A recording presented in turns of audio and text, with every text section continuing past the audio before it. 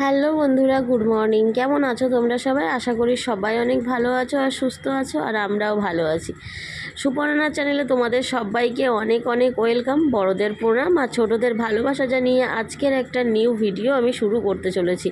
তো সকালবেলা উঠে দেখো ফুরফুরে মেজাজ, বিছানাপত্র সব আমি তুলে নিচ্ছি। আজকে হচ্ছে আমার বর বাড়িতে রয়েছে, দুদিনের ছুটিতে বাড়িতে এসেছে। ও থাকে উড়িষ্যাতে। তোমরা আগে যারা আমার ভিডিও দেখো তারা হয়তো জানতে পারবে, কিন্তু যারা নতুন ভিডিও দেখছো তারা জানবে না। তো ওই কারণেই বলা আর কি। তো আমি বিছানাপত্র সব তুলে নিচ্ছি, আর আমার বর গেছে ওই ঘরে চা খেতে।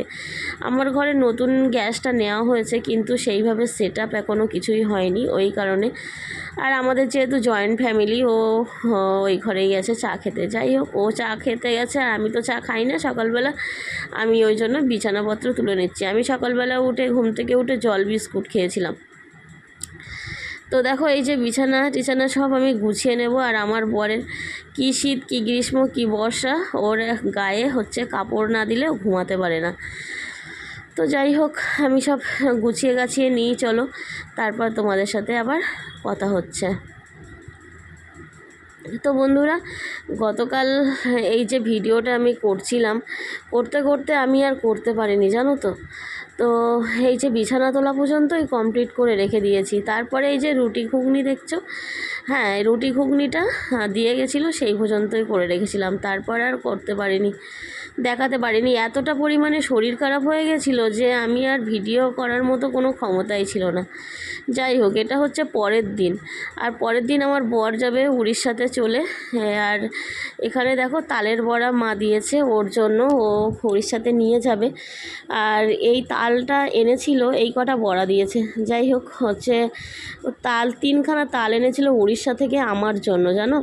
আমি হচ্ছে খাওয়ার কথা বলেছিলাম যে আমার তালের বড়া খেতে খুব ইচ্ছা করছে, তাই ও আমার জন্য 3টে তাল এনেছিল। কিন্তু 2টো নষ্ট হয়ে গেছে আর একটা ভালো ছিল, ওই একটাতে বড়া করেছে। আর পরের দিন সকালবেলা আমি এই যে দেখো এখানে গ্যাস রাখা হয়েছে আর এখানে ওভেনটা রাখা হয়েছে, আমি রান্না করেছি সকালবেলা ঘুম থেকে উঠে।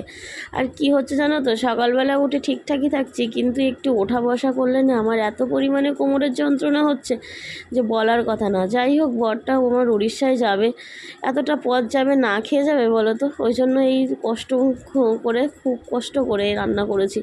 একটু ডাল সিদ্ধ করেছি, একটু ওল আর আলু সিদ্ধ করে ভাত করেছি। এটা করতেই যা কষ্ট হয়েছে। আর আমার এই রান্নাঘরটা যদি হয়ে যেত না, তাহলে আমার এতটা কষ্ট হতো না। আমি দাঁড়িয়ে দাঁড়িয়ে অনেক কাজ করতে পারি, কিন্তু এখন না আমি বসে বসে কাজ করতে পারছি না, প্রচণ্ড পরিমাণে কোমরের যন্ত্রণা। আর রান্নাঘরটা দেখো এই যে খিচুড়ি হয়ে পড়ে রয়েছে, এই অর্ধেকটা হয়ে রয়েছে আর অর্ধেকটা এখনও হয়নি। এই অর্ধেকটা রান্নাঘরটা অন্তত যদি কমপ্লিট হতো বেঁচে যেতাম। যাই হোক, তারপরে বর উড়িষ্যাতে চলে গেল আর আমি শুয়েছিলাম সারা, মানে সেই আমার বর চলে গেছে, আমি উঠে একটুখানি বসতে পারিনি যে বরটা আমার চলে যাচ্ছে, আমি একটুখানি উঠে দেখতে পারিনি। তা হচ্ছে ও উড়িষ্যাতে চলে গেল। তারপরে আমি 12টার দিকে স্নান করেছি। স্নান টান করে এই যে দেখো আমার বর আমার জন্য কত রকমের শাক এনে দিয়ে গেছে। এই যে এইগুলো ব্রাহ্মণী শাক, এখানে জানো তো পাওয়া যায় না খুব একটা। তো এই যে পেয়েছে, ঘাস টাস শুদ্ধ সব কিছু শুদ্ধই এনেছিল। আমি কিছুটা পরিষ্কার করে রেখে দিয়েছিলাম, আর এর মধ্যে এখনও প্রচুর ঘাস রয়েছে। তো আমি সেই শাকগুলো বাছছি আমার জন্য। আর শ্বশুরবাড়িতে নিজে যে কাজ করতে পারবে না সে কাজ কি বলবো, আর কিছু বলার নেই। আমাকে যে করে দেবে এমন লোকও নেই। আর বর যদি ভালো হলো তো হলো, না হলো তো সব কিছুই গেল। তো আমার বর ভালো হয়ে কী হবে, আমার বর তো নিজেই বাড়ি থাকে না। আর বর বাড়ি থাকলে আমরাই বা খাবো কি বলো। তো বর চলে গেছে উড়িষ্যাতে, এখন আমি এই বসে বসে শাক বাচ্ছি। আর বাড়িতে থাকলেও মানে টুকটাক হেল্প করে দেয় ও, যেগুলো করার মতো সেগুলো করে দেয়। কিন্তু কি বলো তো, 15 দিন পর 1 মাস পর বাড়ি আসলে এত পরিমাণে কাজের চাপ থাকে যে 2 দিনের ছুটিতে কুলায় না। সারাটা দিন বাড়িতে এসে যে একটুখানি রেস্ট করবে, সেই রেস্ট করার সময়টুকুও পায় না। এদিকে ওদিকে ছোটাছুটি করতে করতে না ওর দিনগুলো কেটে যায়। এই বাড়িতে এসে যে একটুখানি ঘুমাবে, একটু খাবে ভালো করে, সেটুকুরও টাইম পায় না। তো কী করবো বলো, সব কাজ আমার নিজেকেই করে নিতে হয় মোটামুটি। আর শাশুড়ি মা আছেন, শাশুড়ি মা জয়েন্ট ফ্যামিলি যেহেতু, সেজন্য ওইদিকে করতে করতে আমার কিছু করার আর টাইমই থাকে না তার। যাই হোক হচ্ছে যতই অসুস্থ হই না কেন আর যতই শরীর খারাপ হোক না কেন আমার নিজেকেই সব কিছু করে নিতে হচ্ছে। যাই হোক, এই দেখো কী সুন্দর ব্রাহ্মণী শাক এনেছে। আমি দেখে খুব খুশি হয়ে গেছি জানো, কারণ এখানে না পাওয়া যায় না। আর আমি অনেক দিন ধরে বলছিলাম যে একটু ব্রাহ্মণী শাক এনে দেবে, আমার খুব ব্রাহ্মণী শাক খেতে ইচ্ছা করছে। তো বলছে হ্যাঁ এনে দেবো। কোনো দিন কোনো কিছু আমি চাইলে না কোনো দিন বলে না, যে কোনো তাতে হ্যাঁ এনে দেবো। ওর যথাসাধ্য যতটা সম্ভব আমার জন্য করার চেষ্টা করে, কিন্তু যদি না পেয়ে ওঠে তখন তো আর কিছু করার থাকে না কারোরই। তো ও আজকে পেয়ে গেছে ব্রাহ্মণী শাক, ও নিয়ে চলে এসছে, ঘাসটা শুদ্ধ তবুও ওইভাবে নিয়ে চলে এসছে। তো যাই হোক, আমি এই বসে বসে গাছগুলো বাঁচছিলাম, আর বরের জন্য বড্ড মন খারাপ হচ্ছিল। 15 দিন পর 1 মাস পর বাড়িতে আসে, 2 দিন থাকতে পারে না, একটু ভালো করে আমি কিছু খাওয়াতে পারি না করে, বড্ড মন খারাপ হয় ওর জন্য। আর ও ওখানে জানো তো আলু সিদ্ধ ভাত, খিচুড়ি এইসব খেয়ে খেয়েই ওর দিনগুলো কাটে। 15 দিন 1 মাস ধরে ও শুধু ওই খায়, প্রত্যেক দিন দুবেলা। বলো, আমরা একদিন যদি আলু সিদ্ধ ভাত খাই পরের দিন আর খেতে ইচ্ছা করে না, কিন্তু ওর সপ্তাহ পর সপ্তাহ কেটে যায় আলু সিদ্ধ ভাত খেতে খেতে। রান্না করার সময় পেলে তো রান্না করবে, রান্না করার সময় পায় না। যাই হোক, আমি তোমাদের সাথে গল্প করতে করতে শাকগুলো বাছা হয়ে গেল। শাকগুলো বেছে নিয়ে তারপরে দেখো আমি শুয়ে পড়েছি। এত পরিমাণে শরীর খারাপ লাগছে আর কি বলবো। আর আমি বসতে পারছিলাম না, মাজা কোমর সব যন্ত্রণায় ফেটে যাচ্ছিল।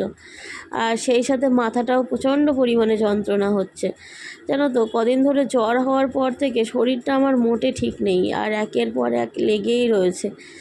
এত শরীর খারাপ নিয়ে কী যে করব আমি নিজেই ভেবে পাচ্ছি না। যাই হোক, পরের দিনকে আমি একটুখানি সকালবেলা মাজা কোমর যন্ত্রণাটা কম হচ্ছিল না, ঘুম থেকে উঠে বেশ ভালোই ছিলাম, কোনো অসুবিধা হচ্ছিল না। তো তোমাদের দাদাভাই উড়িষ্যাতে চলে গেছে, আর ও ফোন করে করে বারবার বলছে যে তোমার এত শরীর খারাপ লাগছে, তুমি একটু সকালবেলা খিচুড়ি খাও। খিচুড়ি খেলে সব রকম ডাল দিয়ে, ও 4-5 রকমের ডাল কিনে দিয়ে গেছে, সব কিছু কিনে দিয়ে গেছে। বলছে ওই 4-5 রকমের ডাল দিয়ে একটু অল্প করে চাল দিয়ে একটুখানি খিচুড়ি করো, খিচুড়ি খেয়ে খাও, শরীরটা আস্তে আস্তে ঠিক হবে। তো ওই কারণে আমি বসিয়েছিলাম একটু খিচুড়ি। তারপরে ওদিকে খিচুড়িটা বসিয়ে দিয়ে ভাবছিলাম যে তাহলে বিছানাটা তুলে নিই। বিছানা তুলে নিয়ে তারপরে ওদিকে খিচুড়িটাও হয়ে যাবে, আমি খেয়ে নেব। তো ওই কারণে বালিশ ফালিশগুলো সব এক জায়গায় করে গুছিয়ে গাছিয়ে সব রাখছি। কিন্তু আমার খুব শরীরের মধ্যে একটা আলাদা রকম কষ্ট হচ্ছিল, যে আমি পারছিলাম না বিছানাটা গোছাতে। সকালবেলা ঘুম থেকে উঠে অন্য দিন বিছানা গুছিয়ে নিই, কিন্তু আজকে আর ইচ্ছা করছে না। ভাবছিলাম ওদিকে এই খিচুড়িটা বসিয়ে দিয়ে তারপরে বিছানা তুলবো বলে, দেখো কোনো রকমে বিছানাটা তুলেছি, ভালো করে আমি টেনে টুনে ভাঁজ করে আমি রাখতে পারিনি। আর শরীর ভালো না থাকলে না, তোমার এই অল্প সামান্য কাজই মনে হয় অনেক কাজ।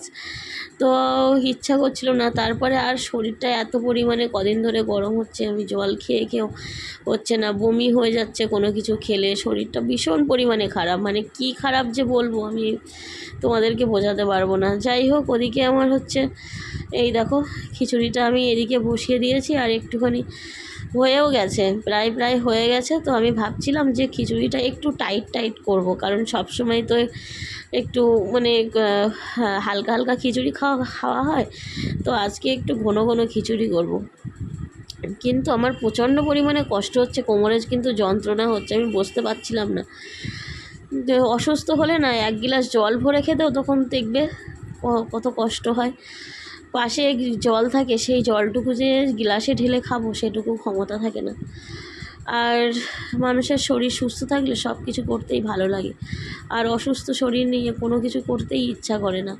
যাই হোক, অল্প একটু এই দেখো খিচুড়ি নিয়েছি, কিন্তু ছোটো বাটিতে করে নিয়েছি অল্প একটু খিচুড়ি, কিন্তু এই খিচুড়িটাও আমি খেতে পারবো না। অল্প একটু খিদে পায়, খুব জোর খিদে পায়, কিন্তু খাওয়ার সময় না তখন আর আমি খেতে পারি না। তখন মনে হয় যেন আমার পেটটা ভরে রয়েছে। আর প্রচণ্ড গরমে আমার কষ্ট হচ্ছিল, এক কথায় খুবই শরীর খারাপ লাগছিল।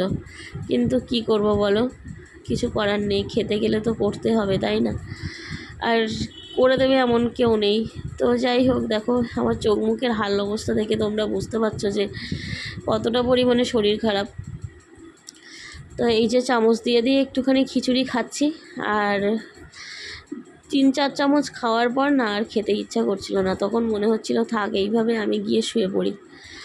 স্নানটাও করতে যেতে ইচ্ছা করে না। সকালবেলা ঠিকঠাক থাকি, তারপর থেকে যে এত শরীর খারাপ কেন হচ্ছে, কী জন্য হচ্ছে আমি কিছুই বুঝতে পারছি না। আর মা একটুখানি ঢ্যাঁড়স আর ওই আলু একসাথে ভাজা করেছে ওই ঘরে, তাই আমাকে এনে দিল, কিন্তু আমার কোনো খাওয়ার চাহিদা ছিল না। তো তারপরে 12:30 1টার দিকে স্নান করেছি, স্নান করে এই যে শুয়ে রয়েছি। এত পরিমাণে শরীর খারাপ লাগছে যে আমার আর উঠে বসতে ইচ্ছাই হচ্ছে না, কিন্তু খিদেটাও পাচ্ছে বেশ।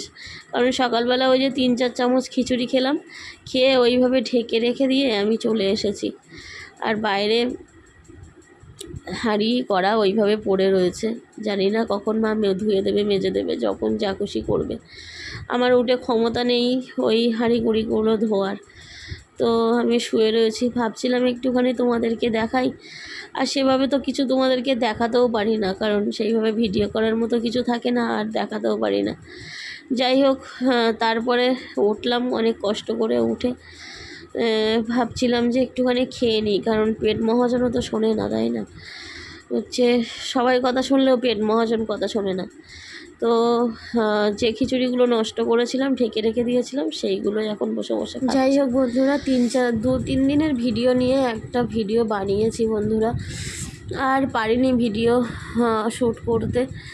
তো যাই হোক, আমার ভিডিওটা কেমন লাগলো তোমরা অবশ্যই কমেন্টে জানিও। আর সবাই খুব ভালো থাকো, সুস্থ থাকো। ওয়েদারটা প্রচণ্ড খারাপ, শরীরের দিকে সবাই নজর